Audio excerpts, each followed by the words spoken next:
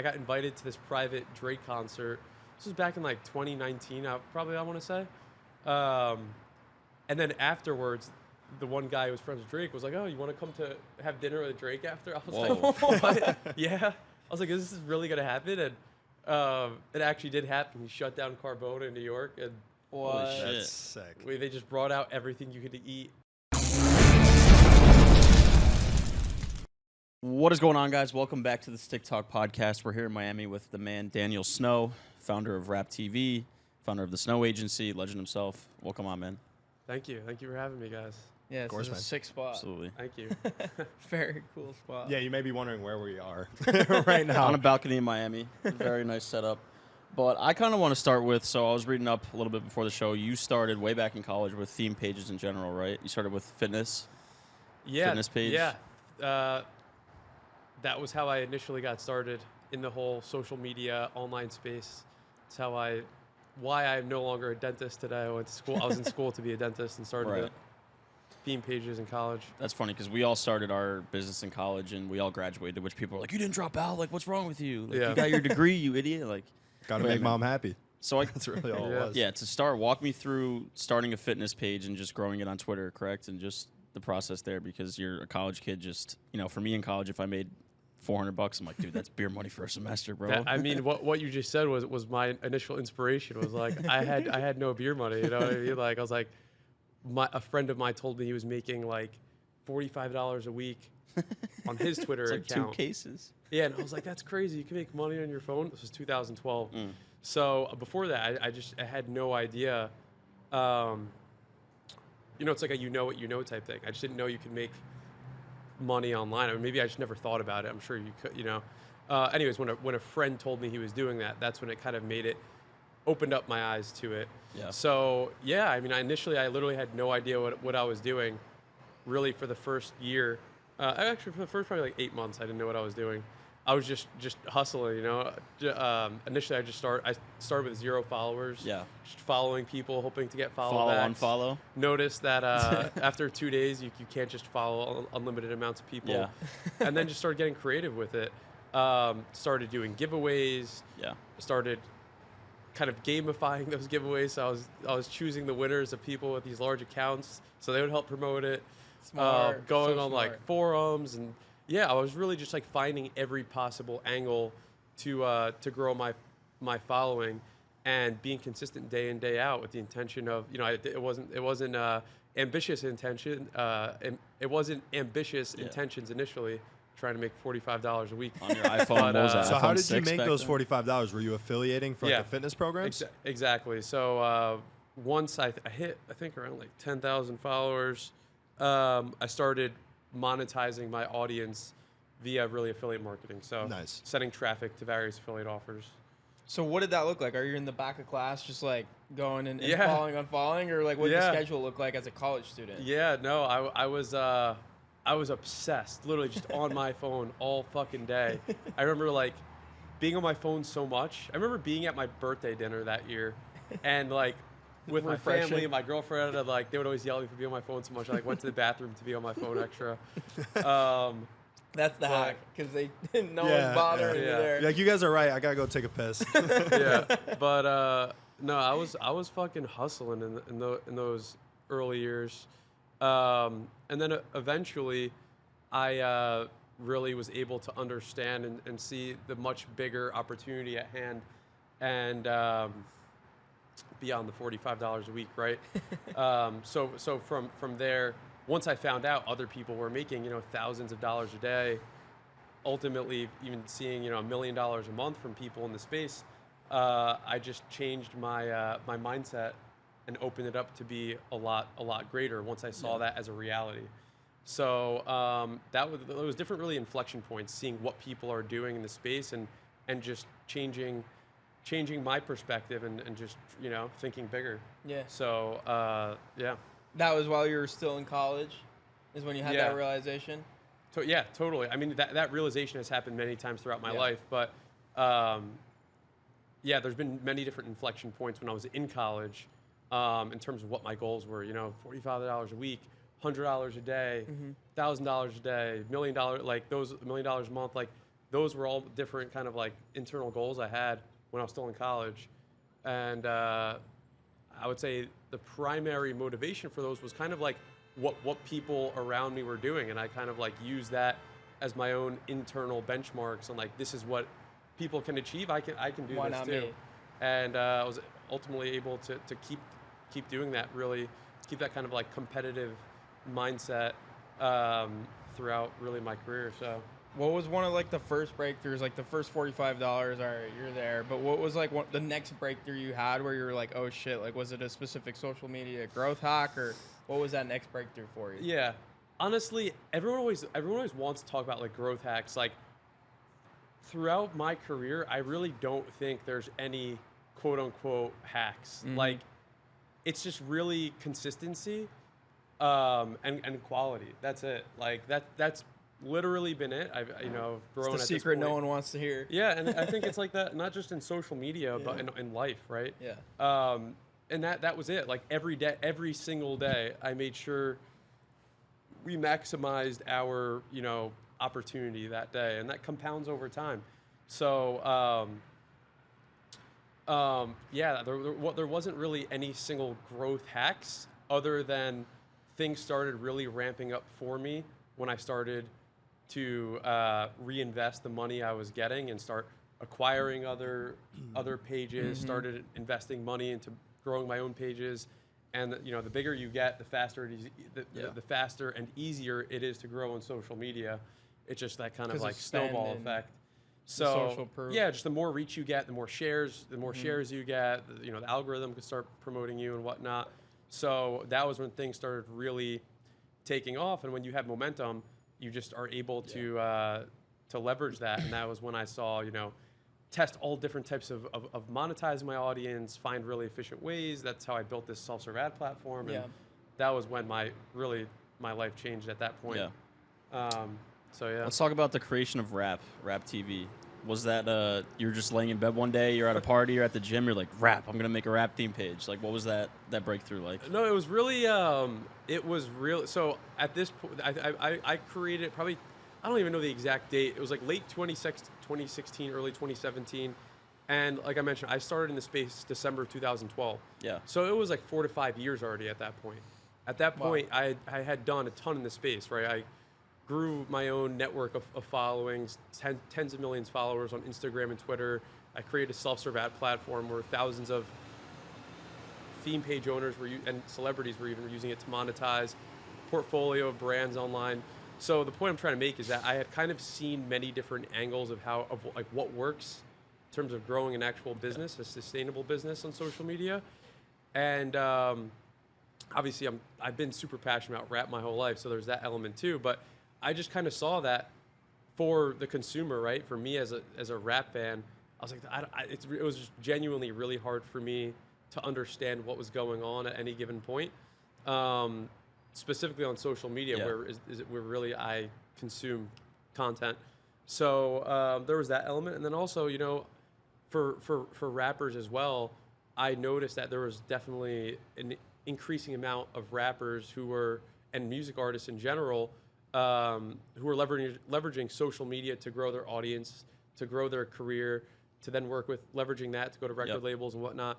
So I just kind of like saw that from just the customer side of things, the opportunity to actually create something that is solving a problem, and yeah, it ended up working out really well, and that was kind of just the initial idea. So yeah. But having a page like Rap breaks rap news, right? Like, say Drake marries Rihanna tomorrow and steals her from A$AP Rocky. Like, you have to break that right away. Do you have members of your team like sitting there, refreshing socials? Like, are you just waiting for something to drop? Totally. We have a whole team around the globe actually that is just searching for news 24/7, literally 24/7. So on different time zones. So that's just the nature of news, right? Is who can get it to their audience fastest. So and right, the algorithm awards that. So definitely that not just in our industry, but like just news in general. Speed is important, but at the same time, when you do have an audience like RapTV, you have to take quality very seriously as well. Yeah. And that You got to be right. Yeah, exactly. You ever So- offered like Justin the Boy like $50K for news on Kanye or something? We have it. Although it might not be the worst idea. But yeah, like where your head's at. Yeah. Smart. Yeah. Are you guys constantly communicating with record labels? Yeah, record labels are big partners of RapTV. Yeah, because I think about it now, like the rappers who have blown up super quick recently, you make a great point. Like they're just awesome at social media. Like Jack Harlow's really good. Sexy Red is really good. your girl. My girl. But like how much of the business is just that, like, hey, this is like this new and upcoming artist. If you want to cover them, we'll pay you this. Is that like the main revenue stream for the business? I mean, we have a lot of revenue streams at this point. We work with brands, artists, labels, obviously maybe not obvious, but also leveraging the content platforms like YouTube and Snapchat to monetize video content. So it's really a combination of all the above at this point. The cool thing is you've taken this Instagram page, RapTV, what is it at? Like almost 12 million followers at this point. And you've created a business around it, right? Like a theme page on Instagram that you've now created a business ecosystem around. You have the Forbes 30 under 30 plaque over there. So like talk about how it went from being a theme page to like an actual business that has a team and revenue streams. Like what'd that look like? Yeah, I would say the biggest thing also was that day one when I created it, because I got started creating these theme pages that were just like not too valuable in terms of creating enterprise value. Right, they can make money, but they're not like brands with a dedicated audience. So at that point in my career when I started it, I was no longer interested in just like creating things without like creating that enterprise value. So I wanted to really create a brand that that actually had an engaged audience and not just a quote unquote theme page. Okay. And that was the mindset I had going into it. And I think when you go into it with that mindset, trying to create, to ensure that you're creating quality, to ensure that you're creating trust with your audience, and not making sacrifices just for growth, I think you go about what you're doing a completely different way. And that was kind of like the difference in mindset between starting specifically RapTV versus other just quote unquote Just theme pages. Okay. Yeah. What did the process look like for acquiring that handle on Instagram? Was that tough or was it relatively easy? I just happened to, like I mentioned, I had this self-serve ad platform. So literally like almost every single quote unquote theme page, even celebrities were using my platform to monetize. And I just so happened to know the guy who had it. That's And awesome. it's at Rap, right? Yeah. That's the tag. I've been following that page forever. Yeah. Nice. So the audience knows. I'm even a little bit confused on it. Like a self-serve ad platform, what does that look like? Like the breakdown of the platform itself. Like people come on to buy ads on your site, or they use it to run ads on Instagram. So like, that's not RapTV. That was a different business. Way different. Called Caffeine Digital when I was still in college. Damn. And what that means is it's a platform you can log in on. Affiliates or whoever has an audience to monetize their audience can come in, take just the link, post it, and get a revenue share. Advertisers can come in and sign up. Obviously, they were vetted, and we helped a lot during the process of creating landing pages and helping The assets. The So you're assets. brokering affiliates to the products that are being affiliated. Yeah. Okay. That's It's just paid Effectively. media, So- but you're doing it through different theme pages, Yeah, correct? and it was performance based. Yeah. So like nice. we weren't paying them to post it. Well, actually, that was a part of business as well. But the core part of the business was just allowing people to come and monetize whenever they want. And Nice. so it was like a self-serve marketplace in a Yeah, sense? yeah, effectively. That's awesome. Like, oh, I'm a chocolate bar and I want to sponsor an NFL player. Like, he would come on and we would match up that Yeah. way. Yeah. Yeah. So what happened to that business specifically then? Because that sounds like a great idea. Is that Yeah, still and that around was today? really early on, right? Yeah. So It's like the OG influencer yeah, marketing. I mean, this was 2014. Holy shit. Wow. So I definitely had big ambitions for it, especially because we already had, right, like I mentioned, thousands of people using it. Yeah. But this was very early on in my career, and things just weren't going well at the time with kind of like my business partner. We had different ideas of the business. We had kind of different ambitions, and ultimately we kind of just like went our separate ways. Right, I was like 21, 22. There's definitely things I would have done differently, but that's kind of what happened, and I kind of at that point pivoted into launching my own direct consumer brands. That became my focus, because we had essentially we were able to really get good at understanding what's the true value of all these different pages, right? Because we could see how much traffic they're sending from each post. This is also before there was this was also when it was still a chronological algorithm. Meme or feed.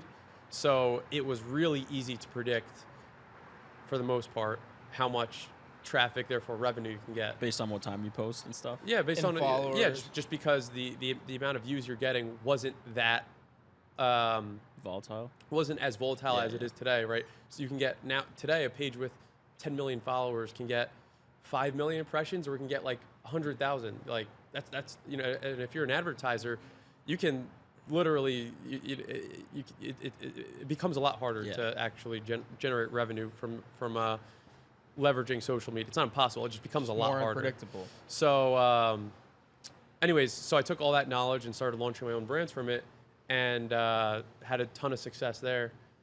Yeah. How do you pivot from like the faceless Instagram pages to a marketplace now to e-commerce brands? Like you've just been in so many I would different say business models. You already owned the traffic, though. I feel like that was probably... No, not at all, actually. Like, with the brands, I didn't leverage my own pages at all. Zero. Oh, okay. It was really everyone else's pages. I wasn't even posting the brands on my pages, and then ultimately paid ads on top of it. Yeah. But really, how I was able to do that, and throughout my career, how I was able to do that was like very early on. I never wanted to be the solo entrepreneur. Like very early on, I made enough money so I can hire people. Made more money, I can hire more people. Made, you know, so that was what I did like very, very, very early on. Yeah, you know, you empower your team members, you trust them, and then eventually you're able to do multiple things simultaneously. We were discussing earlier how like it's not a perfect system. I mean, it can be, but it worked. It worked enough where I was running multiple successful businesses simultaneously. But definitely some of, you know, as the actual CEO or whatever at the time, it definitely is hard to focus when you have many things going on at once. Absolutely. And that was something throughout what I learned over really the last decade of my whole career, really running multiple businesses at once. It's just kind of dialing it back and focusing on one specific Yeah, thing. it's just kind of like, it's hard to plan your days, kind of like you're constantly being torn from side to side. It's hard to go deep into businesses when you're trying to just do many things simultaneously. Yeah, I think I saw an article on like Business Insider, and it was like Daniel Snow breaks down his 5:30 a.m. to 10 p.m. schedule. So is that still what it looks like for you today, or is it a little bit different? I mean, definitely the big thing that's changed since then. I don't even remember all the things I wrote, but at that point, I was running, you know, like multiple businesses at once. I was the CEO of 2 businesses. I was running my whole real estate portfolio. I've since sold a lot of those properties. Since I'm no longer the CEO of either of those companies. So my day-to-day has now changed quite a bit since whenever that was, probably 2 years ago. Yeah. But yeah, you know, it's always changing depending on my responsibilities at any given point. So now really in a new phase of figuring out where I want to dedicate my time and focus and whatnot. So, yeah. How do you kind of approach that? I know you've been traveling a lot recently. Yeah. Is that part of it? Kind of just reflecting on where you're at in life and just seeing what other experiences are out there? So the travel for me wasn't like a time to. I traveled solo for 2 months. Wow. And the inspiration behind it, I would say, wasn't to like find out what I want to do next. It was really just for the first time be able to travel without the pressure and stresses of running a business. Yeah. So you're just no work, just enjoying yourself? There was definitely Yeah. I had like an occasional call Yeah. I had to do, but 98% of it was just being able to be fully present. Yeah. Which was really nice. Yeah.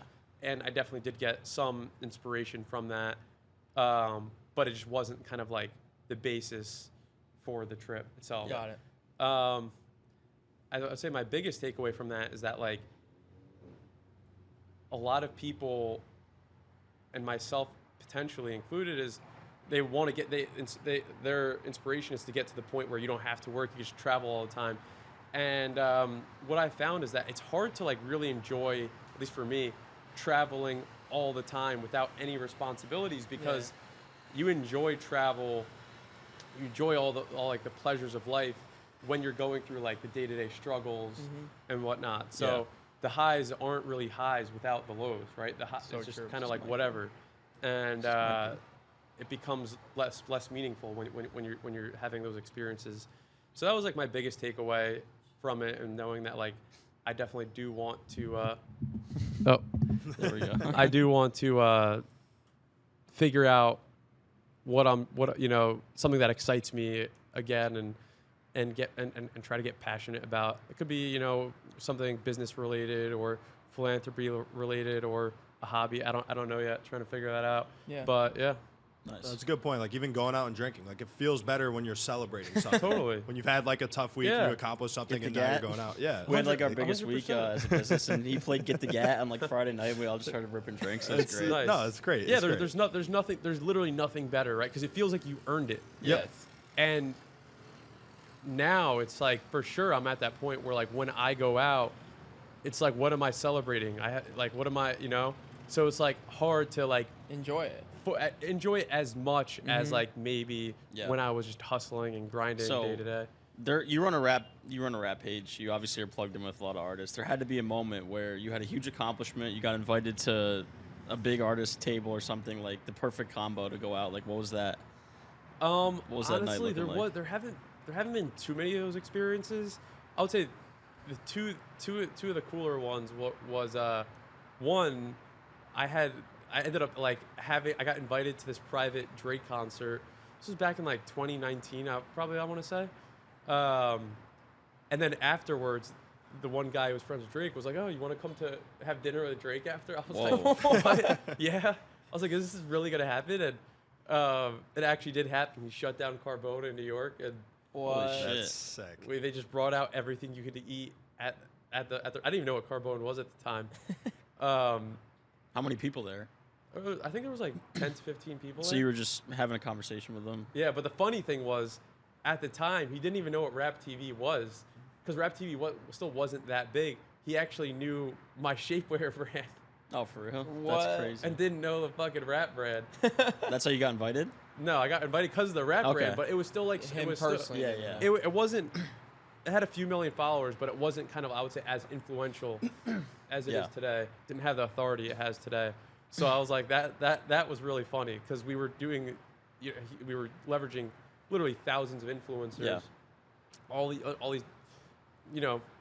large influencer. It was a shapewear brand, so females, right? And Drake kind of saw all the girls. It's like, be I just got my girl one of those. Yeah, exactly. So I'll never forget that. But no, he was super nice, super personable, really taking his time to like get to know everyone there. So I was like really, really shocked by that. That's awesome. And then another really cool thing was around that time, Meek Mill had his album release party in New York City at PhD, and literally every single artist you could think of was there. So that was like You got invited super to go. fucking cool. Yeah. That's Damn. far. But now I don't really go to my team is really the one, or the team at RapTV is really the one that's doing all that, right? I'm no longer the CEO of the Yeah. company, so they're really the ones deep in it now. Yeah, that's cool, man. You ever have a DM like, that's not true, man? Like, Meek Mill's like, that's false news. Oh yeah, of course. Well, I don't know if to say false news, but like people definitely. I don't know if I wouldn't say false news, but we definitely get people like, can you take this down? Da da da. Like Yeah. I'm not, it could be sensitive topics and Yeah. whatnot. So we're definitely very mindful of that. But sure, Yeah. Super interesting. You mentioned the Shea Butter brand, and also before you mentioned getting into e-com. So I'm imagining you've tried a couple different products. What's been your biggest home run with e-com brands? Our biggest for clients or brands that For like brands that you created. that I created. Yeah. I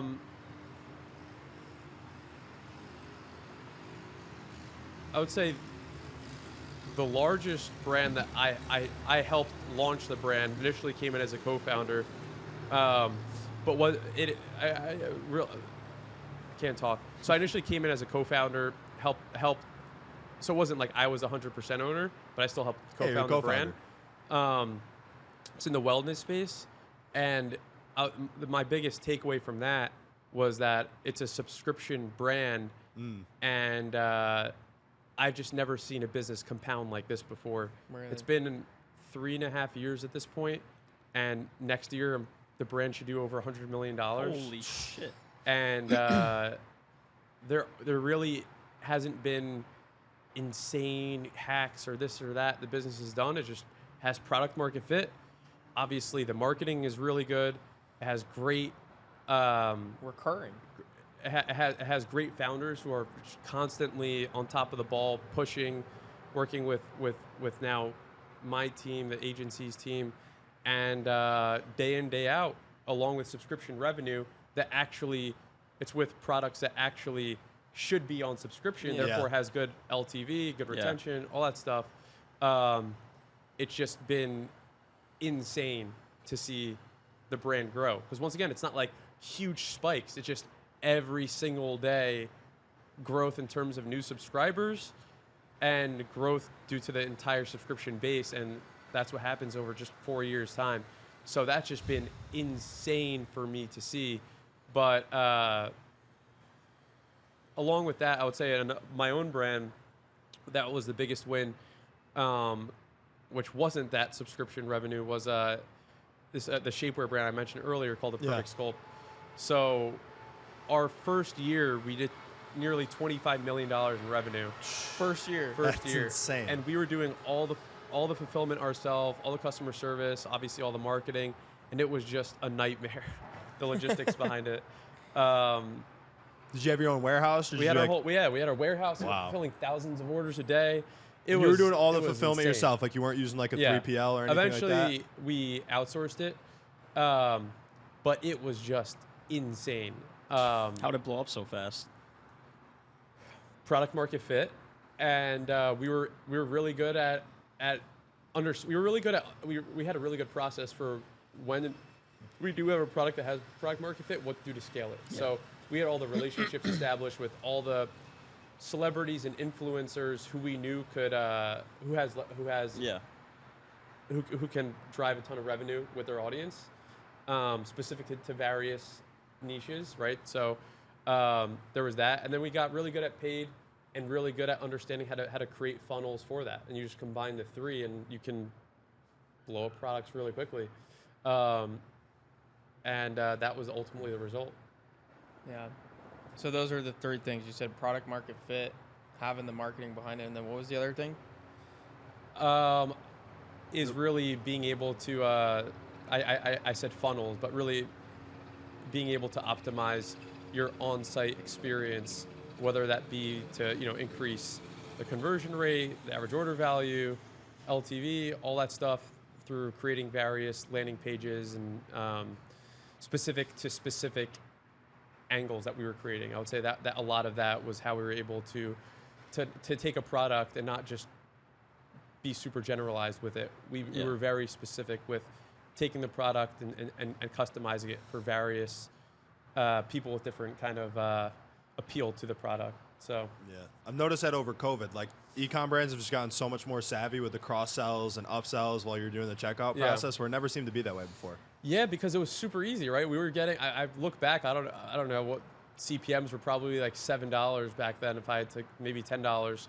Now I look today across the board. It's like CPMs for brands are $20 to $30 or more, depending on the industry you're in. So, right, it's not like the conversion rates have gone up 300% since then. According with that, and when the traffic is that more expensive, you just need to be a lot more savvy as a business owner. Yeah. To survive, Yeah. right? And that's why I think for small businesses, we're seeing and even venture-backed businesses, where now it's become such a hard time for them to just survive and create a business that is, one, sustainable, and a business that can actually make money. You know? Yeah. And ultimately, the CPMs, I think, have been one of the biggest challenges. You say CPM. it's more expensive to acquire a customer. Totally. But on the flip side, we have the rise of TikTok organic, short form clips, the shopping feature on TikTok. Do you think the ability to push product organically with no ad spend has kind of counteracted that, or do you think it's just saturating and flooding the market even more? I definitely don't think there's saturation due to that. I think that you have to be extremely scrappy to do that, and I would say a lot of businesses aren't willing to invest into that kind of scrappiness in order to make organic work. Yeah. Because organic is kind of like a mass volume game, right? You need to just get tons of influencers or content creators on board. You have to test different angles. It's just a lot more typically work than trying to get a paid ad working. Yeah. Right? You can have one paid ad working, spending $5,000-$10,000 a day for a year and not even touch it. If it doesn't happen every time, but that can happen. That doesn't happen with organic. Organic, you need to literally grind every single day. Yeah. And a lot of people just aren't willing to put in that. I feel like if you find that legwork. Or their face in front of the camera, because that's a big part of it too. Yeah, or their face, or like I said, or reaching out to tons of creators and whatnot. A lot of people just aren't willing to do that. You have to be really freaking scrappy to do that. And so you can definitely have a lot of success doing it. But it's definitely, I think, a lot harder. Yeah. I feel like once you find a winning formula, though, you're kind of set. Like, there's a tequila brand in Miami and Brickell that will go and do street interviews. It's like, take this shot of tequila or double it up to the next person, and that always goes viral, and their account's just, like, insane. Really? Yeah. So I feel like if you can crack that, you can, I have to go do a street interview today. It's Totally. like, It's the same thing with anything. It's like it's with paid, too. It's like figuring out the angle, and you just scale it. But a lot of people will give up before they find that, you know? Yeah. Yeah. 100%. Yeah. But I feel like we're in such a world, like, we're on Twitter pretty heavily where all the e-com guys are, and, like, they all rip, like, TikTok organics. Like, dudes will make, I don't know, 50 accounts for the same brand on TikTok and just smash the other fire problem with with organic is that it's not really like a compounding kind of effect. It's kind of like you have huge spikes with random videos getting lucky, generating 10, 20, 30, 40, $50,000 in a day, but then the next day you have to like start from scratch again. Yeah. You know, versus paid, it's a lot more consistent. Yep. And it's a lot more consistent, and you're able to scale things larger because of that. And it's a lot more predictable for that reason. So those are kind of like how I see the differences. But if you're doing well on both, that's like when you really get big success from really what I see. Yeah. Makes sense. So we covered the SaaS marketplace, the faceless brands, the e-commerce companies, and you also had an agency while all this was happening, which is, dude, it's so crazy. Like, you hit like all the business models. Yeah. And you're only, you said 29 or 31? I just turned 30. 30? A few months ago. Congrats, dude.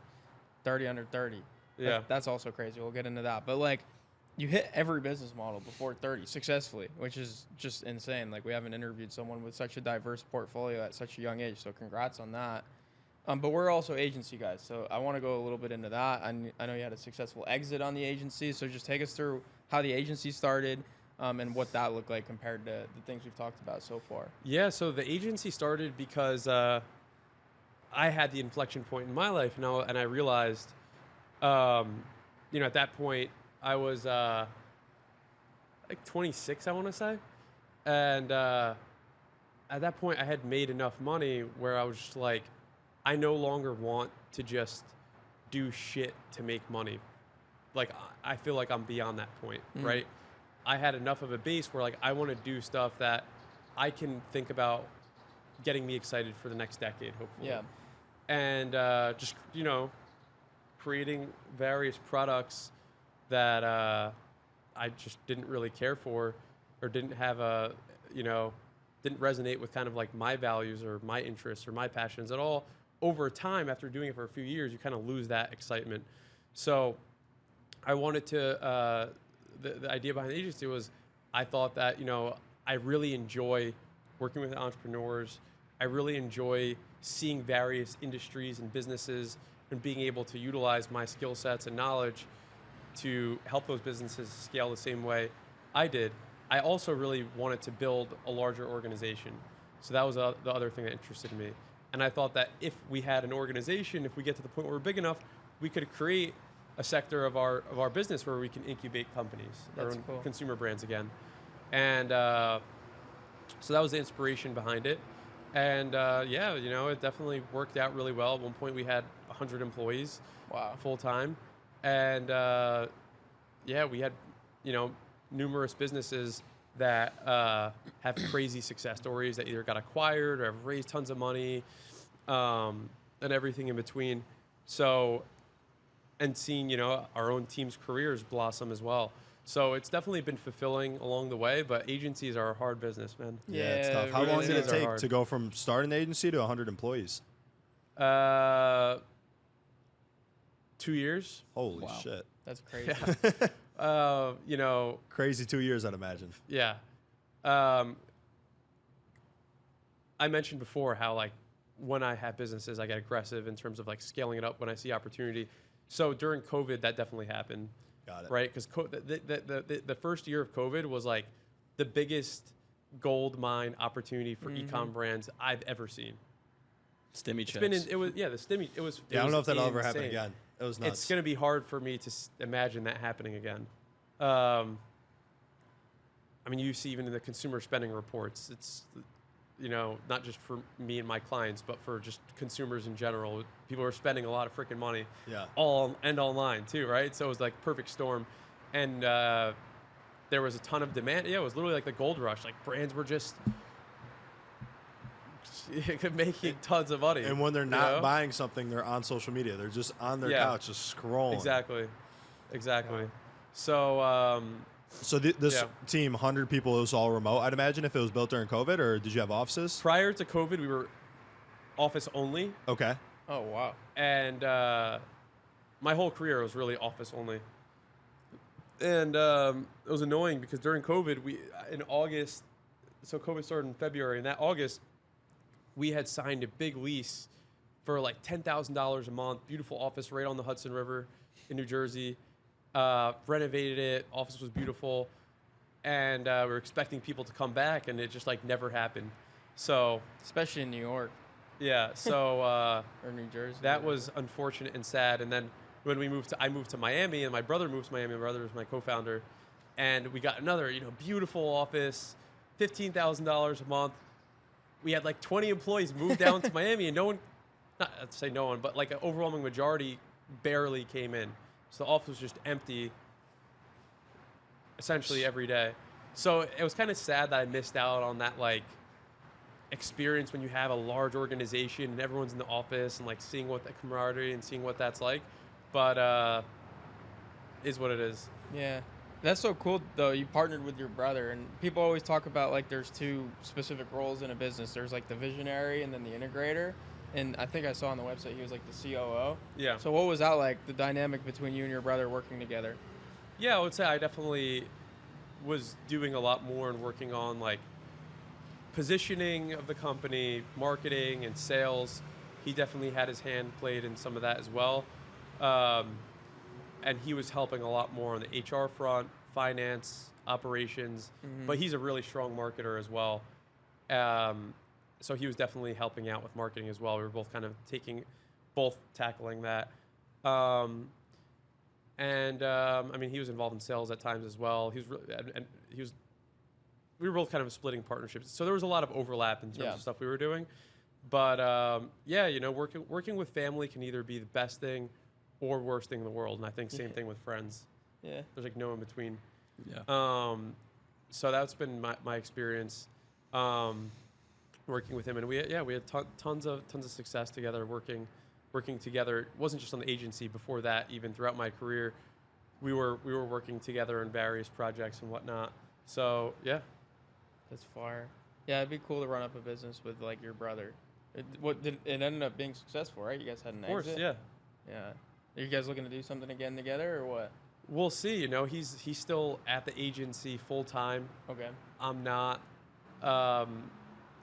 We also still have a gut health brand called Chlora that we're partners on, That's sick. with another guy who's our CEO. So we definitely have that, but yeah, it was definitely a great experience for us both, and I'm sure we'll both want to. We're both young, and so Yeah. we'll see where the future goes. I'm curious to hear about exiting your agency. So was that like you woke up and you're like, I want to move on, I'm going to look for an exit, or you got approached with an offer you couldn't resist, or what did that look like? Yeah, we were definitely open to it because it kind of for us got to the point where it became really hard. So for agencies, you see, like there's certain ways to grow. Also for many brands, right? You can open up new divisions. For us, we're digital marketing, performance marketing. So we started at Facebook and Google. We ended up opening up retention marketing, email, SMS. Ended up opening a creative studio. But each division of business is really its own business entirely. And when you're kind of like a small to medium-sized business or agency like we were, it's very hard because as a CEO, COO, leadership, whatever, you have to now manage and operate whole new different lines of business. Yep. So it got to the point where like, do we keep trying to open up more lines of business even though we know there's opportunity, try to just double down on what we're strongest at. And ultimately why the biggest reasons why we partnered with the company that acquired us was they number one, their backgrounds. The CEO had exited 2 agencies, each for multiple hundreds of millions each. Wow, so we thought that, and he brought his whole leadership team back to do this kind of roll-up strategy. So we thought that without us having to open up this whole new lines of business itself, we can partner with someone who's just buying these companies and hopefully learn from them and be able to get the upside from that. And working with someone who's obviously exceptional at that. And de-risking that at the same time. So yeah, it was a really great partner. Hopefully we'll see the same success that he's had in the past. But the business is definitely maturing. It's really cool to see that come to fruition, and I guess my question is like personal brand, right? So you have this whole portfolio of success. What does it look like, or do you have a plan at least to grow the personal brand side of things? Like we're doing this podcast, obviously. You have like the Instagram. Like, what does that plan look like? Is that a big piece of what you're looking to do next? Yeah, I would definitely say, especially like I mentioned, like, well, first off, take a step back. I've always really enjoyed doing kind of content like this, doing podcasts, sharing my story, sharing my experience, and hopefully giving value to people that are listening. And, I got started in the space, like I mentioned, just from a conversation. Someone told me they were making $45 a week.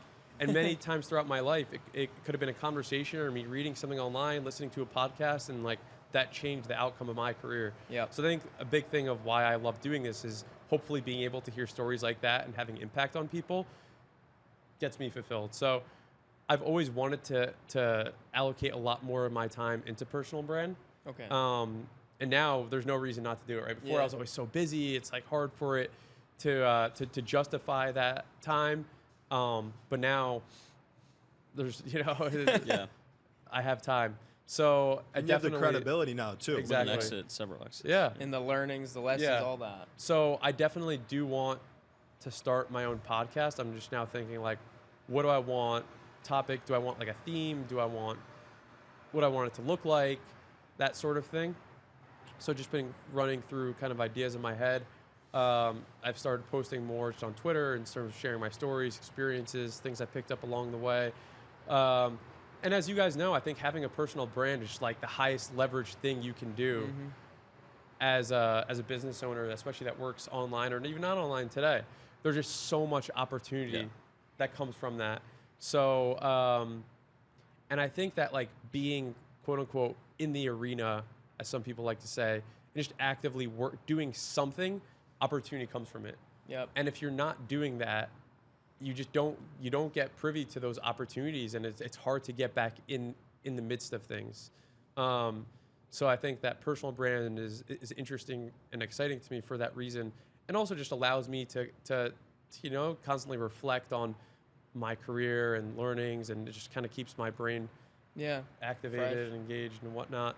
So and just I've kind of like this stuff, allows you to meet new people, people you probably wouldn't have met prior. So there's just so much about it that I think is really awesome, and I gotta really hold myself accountable and consistency, right? Do more, right? Yeah. But you've done that all your career, sounds Yeah. like, right? Like as soon as you learned about the 45 a week opportunity, like since then it's just been like this whole conversation. It's like there's always been something else Yeah. that you just poured everything into. And I think that's the biggest thing I'm learning so far is just like your consistency and like your willingness to put in the work is like why you're so successful. Yeah. Like is there any other trait that you can think of that's like this is what's contributed to my success other than those two core things? Yeah, I think curiosity. I was gonna say you got books all over your apartment, like all different kinds of books. Yeah, I think curiosity is really important. In terms of like, I think curiosity and self-awareness kind of go hand in hand with what I'm trying to get at, because you need to be curious enough and you need to have self-awareness enough to understand that you never know everything, and trying to be, a student, so to speak, of the game at all times, and be eager to constantly learn more, I think is incredibly important no matter what you do in this world or what industry you work in.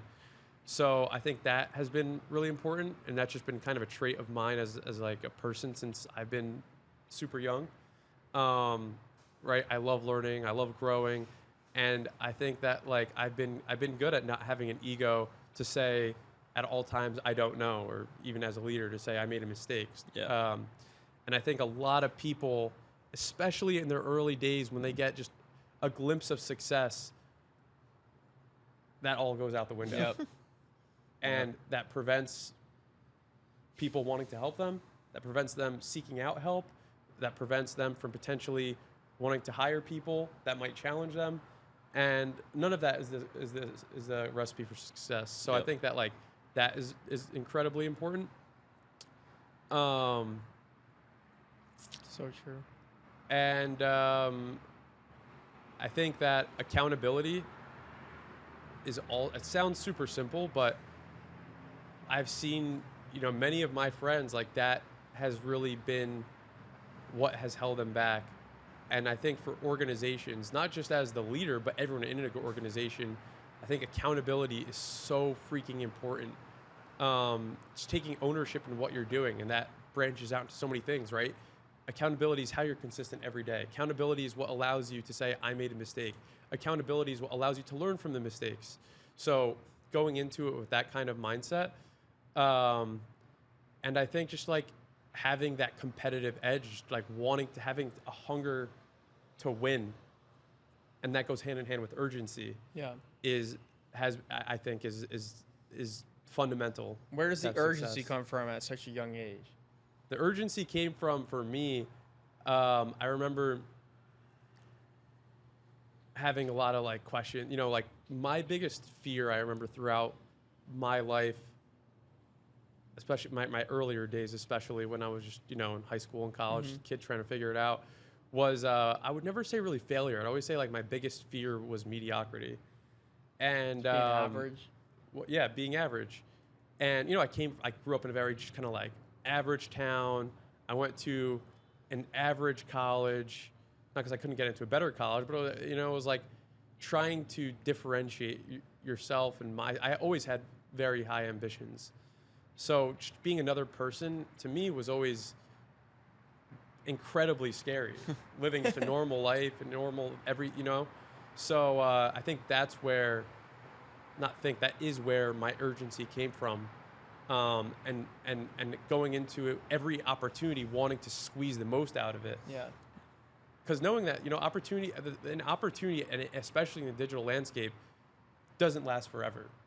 So trying to go at it with everything, knowing that it will eventually go away, doing that over a period of a decade pays off. So, yeah.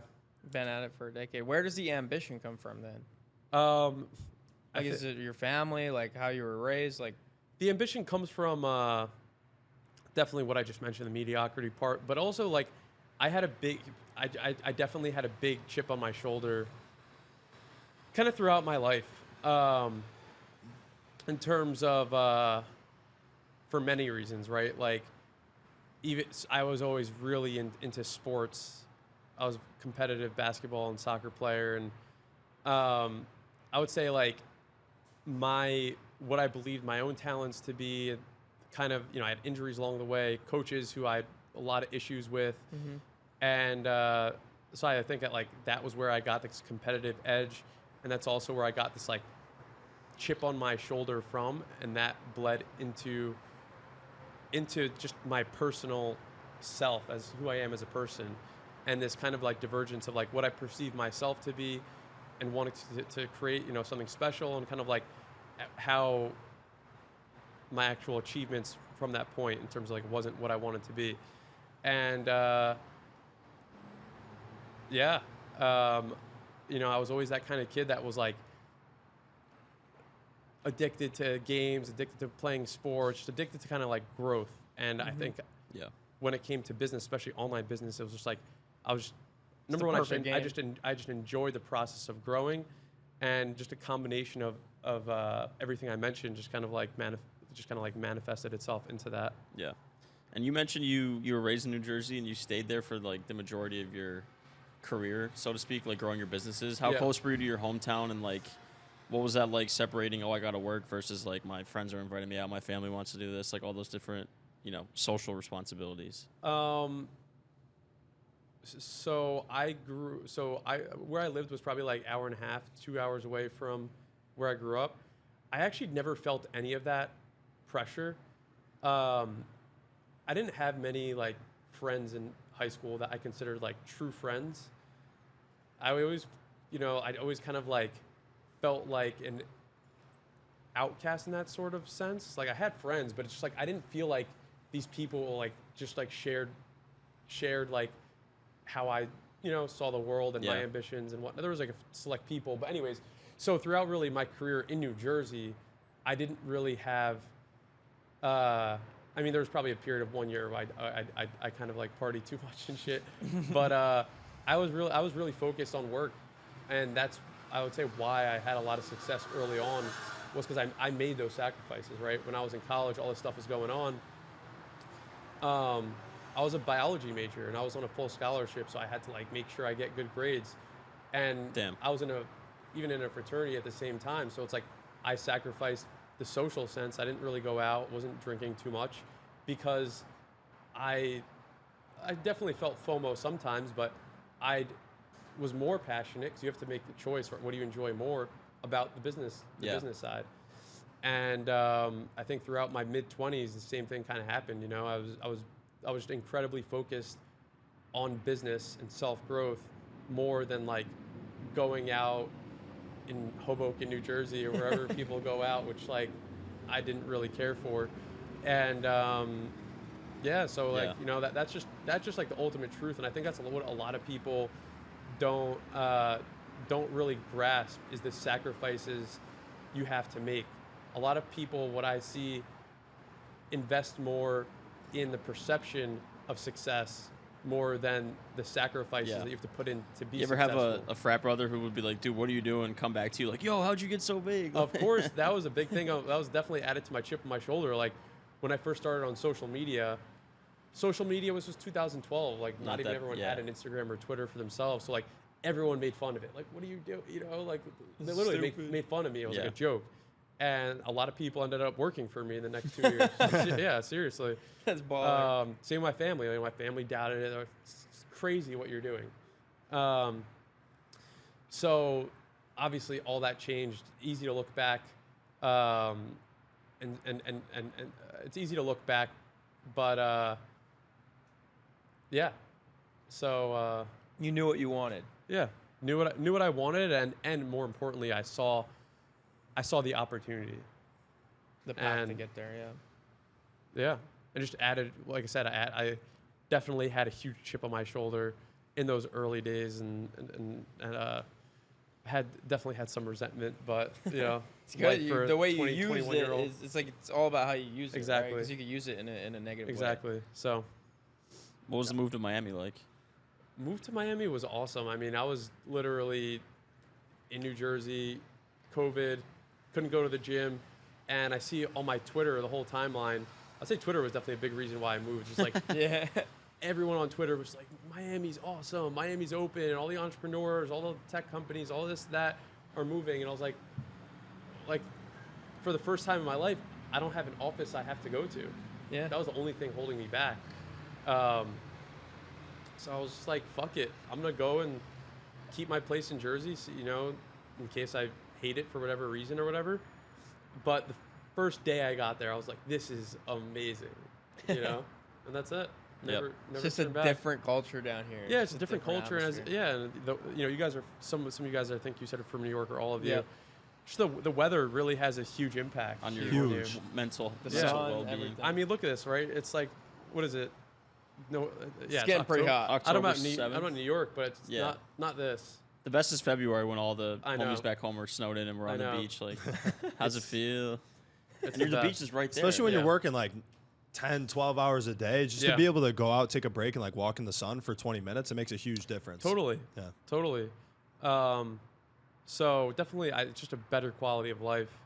And there's just so many, you know, so many people have moved here that are doing interesting things. I meet interesting people all the time.